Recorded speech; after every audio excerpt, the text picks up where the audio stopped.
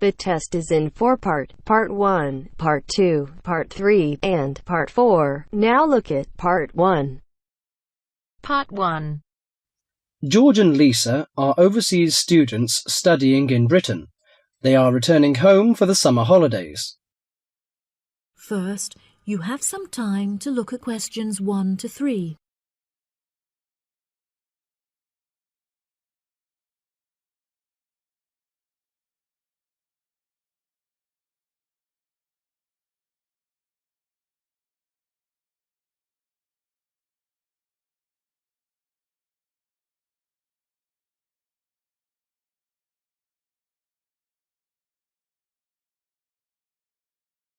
That'll be $23. Right, there's your change.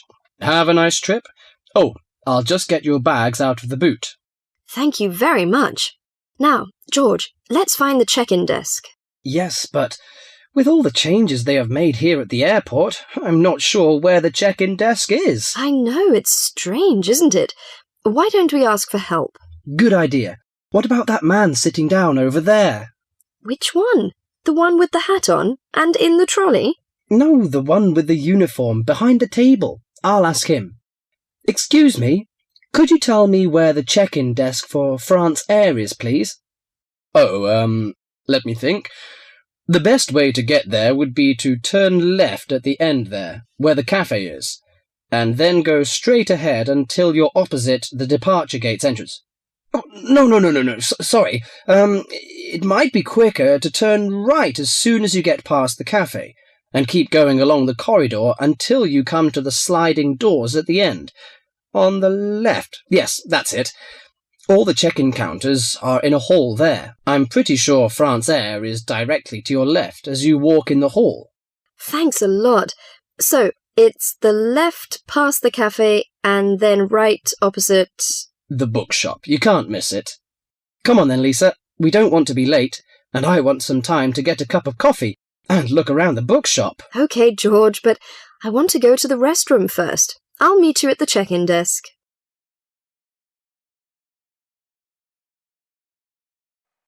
Before you hear the rest of the conversation, you have some time to look at questions 4 to 10.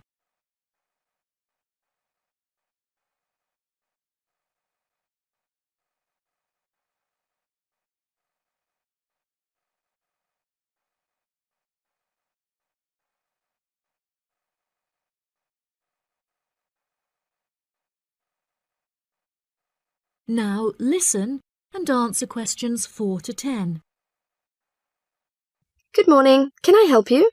Yes, I would like to check in for flight FA492. Very good. Can I have your ticket and passport, please? Oh, yes, here you are. OK, thanks. If you could just put your suitcase on the scales. Oh, I have this extra box that I want to take as well. OK, well, that's extra luggage, so I'll have to get you to fill out an excess baggage declaration certificate. It'll cost extra, I'm afraid. Let me see. $40 exactly, if the total value of your contents is under $400. Oh, well, what's the form for? It's just a form you have to fill out so that if there are any problems, we'll know where you are and how to contact you. So, if you can give me a few details, I'll key in the information. OK then, your passport says your name is Lavier. Is that right? Yes, George Lavier. George, Lavillliers.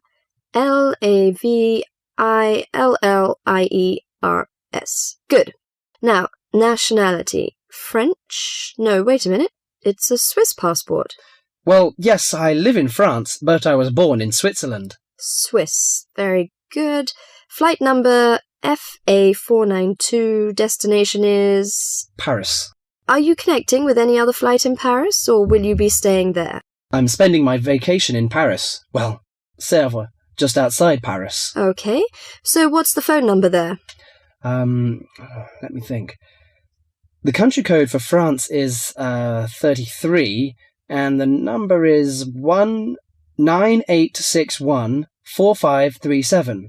Right, so that's 331-9861-4537. Yes, that's it. And can you tell me briefly what you have in the box? Well, there are some books, just university textbooks from last semester, some clothes, and, my computer disks. Okay, thank you. And what would be the approximate value of the contents? Quite a bit, actually. About $150. That's all. There's your receipt for the books, your passport and ticket, and here is your boarding pass. Gate 7. You can board the plane in about 35 minutes. Have a nice flight. That is the end of part 1. You now have half a minute to check your answers.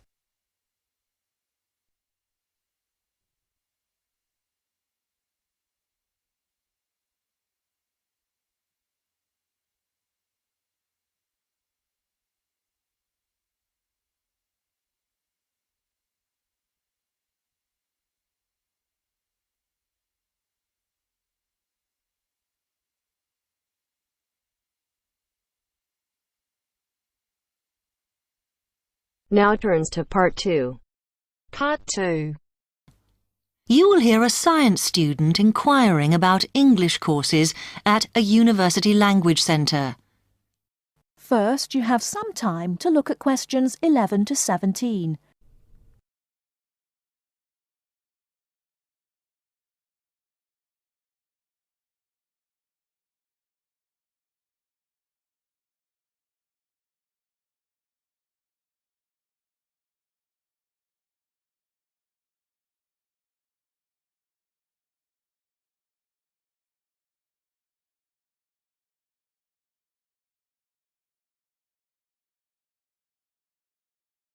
Now, listen carefully and answer questions 11 to 17.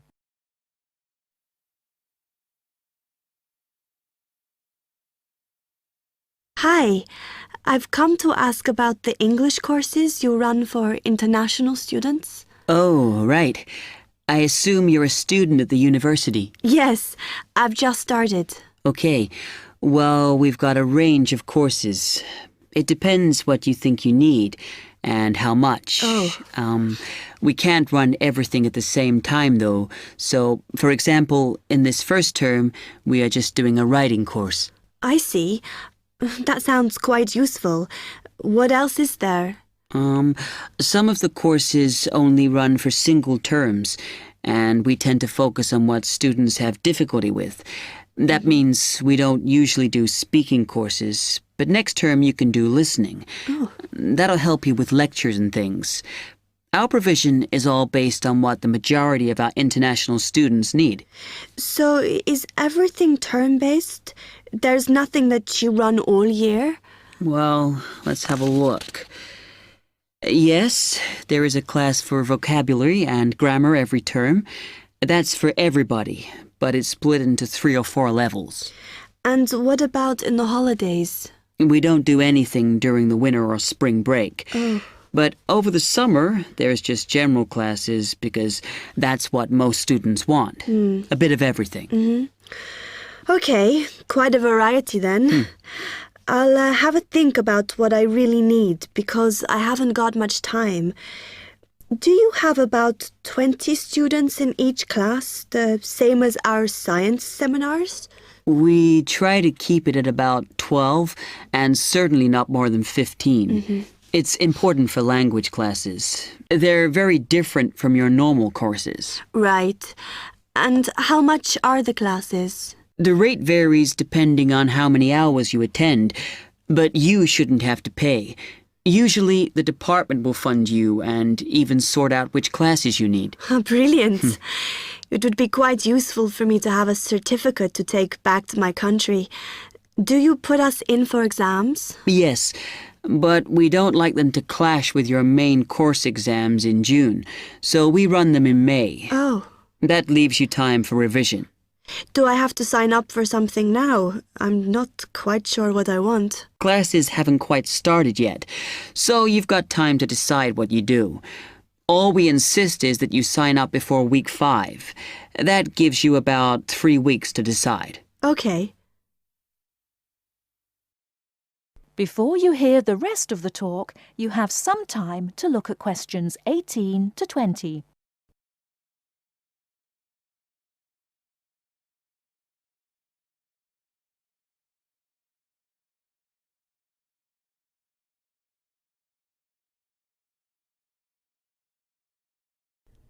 Now listen and answer questions 18 to 20.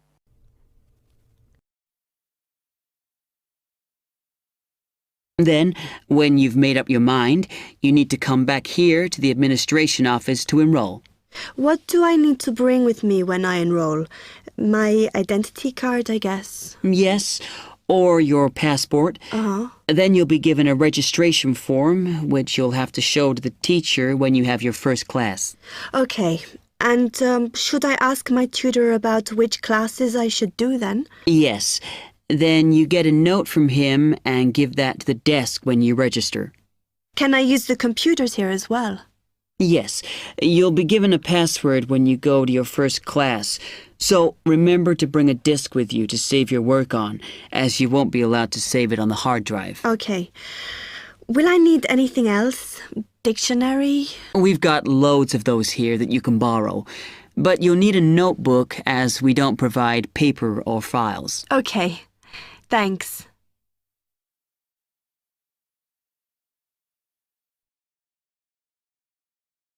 That is the end of part 2.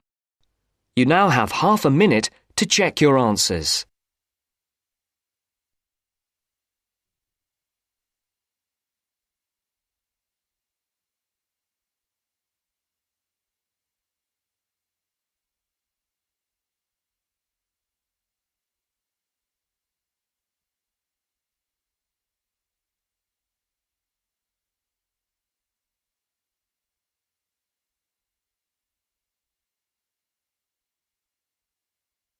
Now turns to part 3. Part 3. You'll hear a discussion between two students and their teacher on a planned charity event. First, you have some time to look at questions 21 to 25.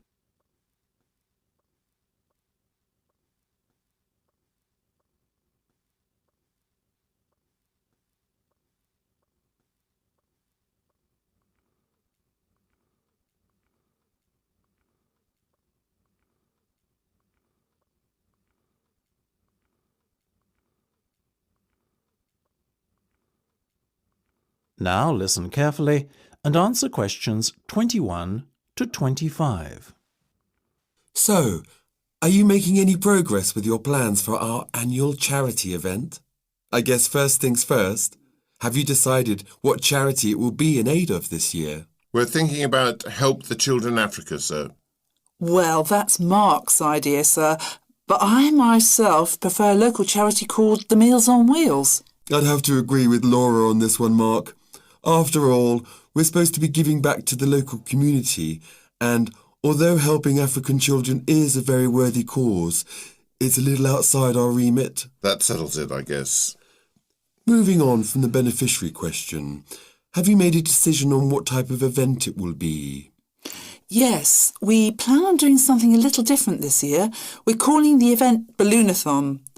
Basically, we're going to offer balloons for sale to all the students. Balloons? I don't see where you're going with this. Why would they want to buy a balloon? Well, here's the thing. We don't actually give them the balloon. Instead, we'll write their name on it along with the special phone number, and then we'll release all the balloons into the air. When they fall to the ground, if a person finds one and rings a special number, then both he and the student who've bought the balloon will win a gift voucher. That sounds like an excellent idea, guys. Well thought out. This Balloonathon has a real novelty value attached to it, don't you think? Exactly what we said, sir. The only drawback is that the gas you put into the balloons is rather expensive. How much? About £20 per canister, and we'll need about 10. And how many balloons are you planning to blow up? Well, there are over 1,000 students in the school, so if even 1/3 of the students buy one, we'd need about 350 balloons. We've decided to order 500 so we don't run out. The good thing is we can return the canisters of gas if we don't use them, and the balloons aren't expensive, so there's no real risk of us spending a lot of money without getting a good return. You two have really thought this one out. I'm impressed. Before you hear the rest of the discussion, you have some time to look at questions 26 to 30.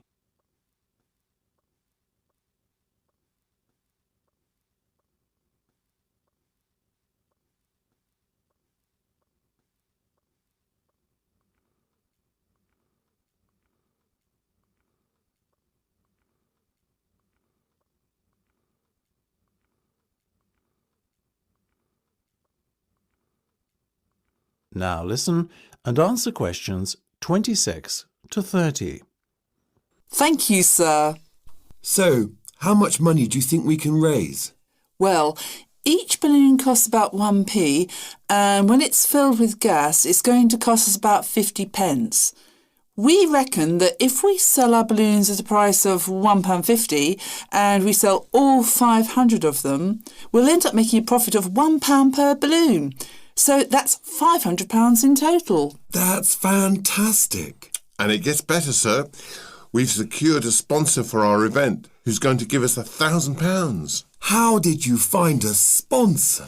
The balloon company we approached about buying the balloons asked us if we'd be interested in letting them sponsor us too. What's in it for them? They're going to print their logo on every balloon. I think you've done a good deal there. Thank you, sir. So, do we have your approval to confirm our order? Absolutely. But you know, I think we can sell more balloons if we set our minds to it. So why not order double the amount? 1,000 instead of 500. We're going to need more than 10 canisters of gas then. Double the amount, presumably. Correct. OK, let's go for it. Let's make this year's charity event our most successful ever.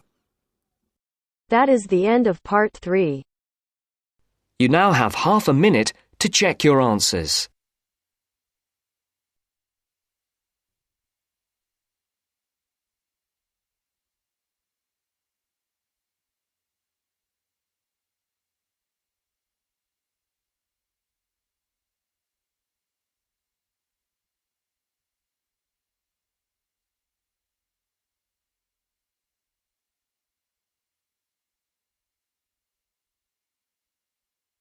Now turns to part 4. Part 4. You will hear a lecturer in education talking about some experiments done in the USA to investigate the effects of reducing class sizes. First, you have some time to look at questions 31 to 40 on pages 71 and 72.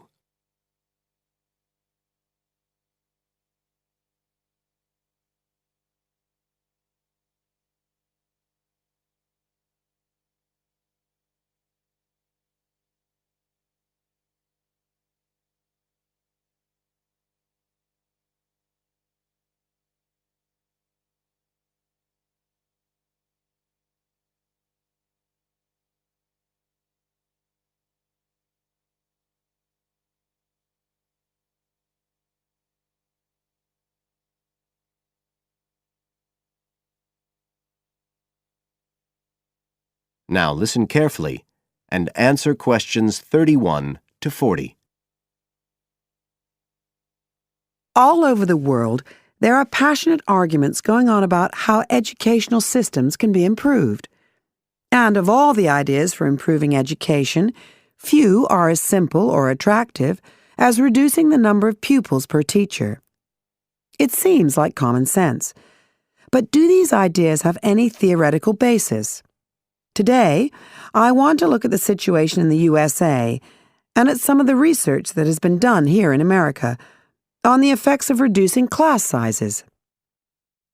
In the last couple of decades or so, there has been considerable concern in the United States over educational standards here, following revelations that the country's secondary school students perform poorly relative to many Asian and European students.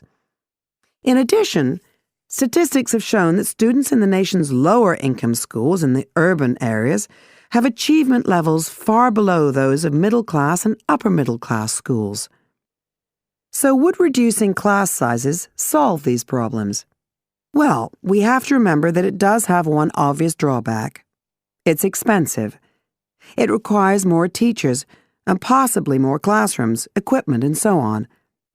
On the other hand, if smaller classes really do work, the eventual economic benefits could be huge.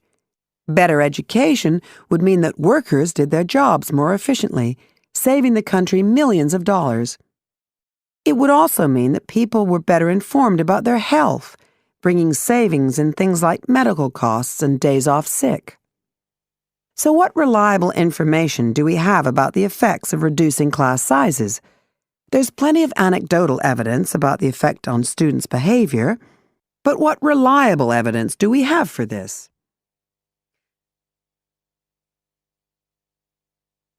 Let's have a look at 3 research projects that have been carried out in the USA in the last couple of decades or so.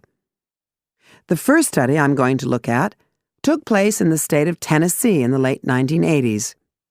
It involved some 70 schools. In its first year, about 6,400 students were involved, and by the end of the study, 4 years later, the total number involved had grown to 12,000. What happened was that students entering kindergarten were randomly assigned to either small classes of 13 to 17 students or regular-sized classes of 22 to 26. The students remained in whatever category they had been assigned to through the 3rd grade, and then, after that, they joined a regular classroom. After the study ended in 1989, researchers conducted dozens of analyses of the data. Researchers agree that there was significant benefit for students in attending smaller classes, and it also appears that the beneficial effect was stronger for minority students. However, there's no agreement on the implications of this. We still don't know the answer to questions like how long students have to be in smaller classes to get a benefit, and how big that benefit is, for example. The second project was much larger and took place in California. Like the Tennessee study, it focused on students from kindergarten through to grade 3, but in this case, all schools throughout the state were involved. The experiment is still continuing, but results have been very inconclusive, with very little improvement noted. And the project has, in fact, also had several negative aspects. It meant an increased demand for teachers in almost all California districts. So the better-paying districts got a lot of the best teachers, including a fair number that moved over from the poorer districts. And there were a lot of other problems with the project. For example, there weren't any effective procedures for evaluation. All in all, this project stands as a model of what not to do in a major research project. A third initiative took place in the state of Wisconsin at around the same time as the California project began, and it's interesting to compare the two. The Wisconsin project was small. Class sizes were reduced in just 14 schools, but it was noteworthy because it targeted schools at which a significant proportion of the students were from poor families, compared with California's one-size-fits-all approach. Analysts have found that the results are very similar to the Tennessee project, with students making gains that are statistically significant, and that are considerably larger than those calculated for the California initiative. Now, I'd like to apply some of these ideas to the latest.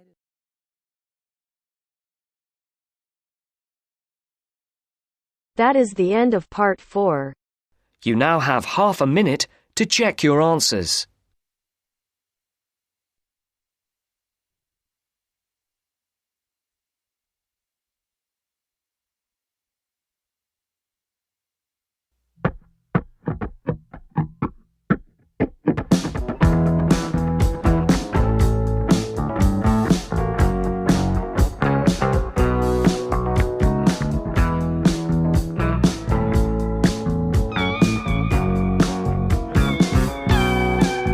That is the end of the test. You now have 10 minutes to transfer your answers to your Ielts listening answer sheet.